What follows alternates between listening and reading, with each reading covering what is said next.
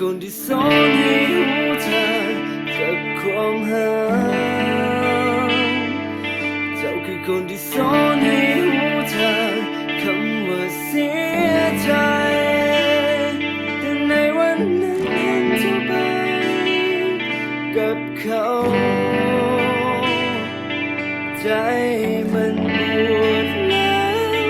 แทบจะขาดใจ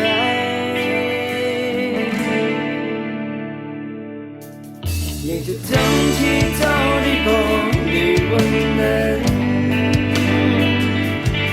เราที่สองจะหากัน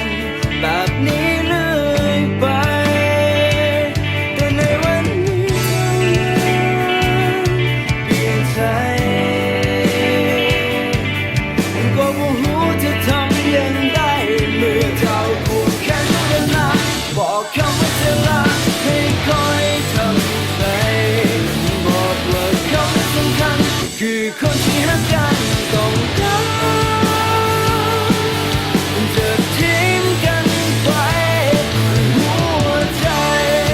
ที่มีคงแตกสลายที่มีมันคงบ่เหลืออันใดและพอไม่เจ้าข้างกายหัวใจจะมีคอยเปลี่ยนเป็นเขาและคอยก็คงปวดร้าวที่เจ้าหวังไม่ได้แต่คนฟังจนตายที่นี้เมื่อเจ้าบอกหา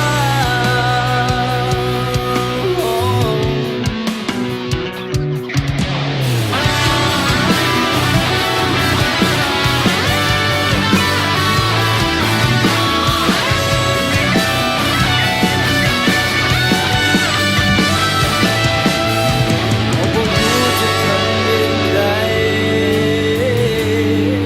เมื่อเจ้าควงแขนเดินมาบอกคำว่าจะลาให้คอยทำใจบอกว่าคนสำคัญคือคนที่รักกันต้องการจะทิ้งกันไปหัวใจ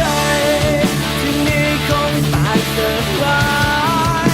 ที่มีมันคงบ่เหลืออันใดและพอไม่ต้องข้างกายหัวใจจะมีคอยเปลี่ยนเป็นเขา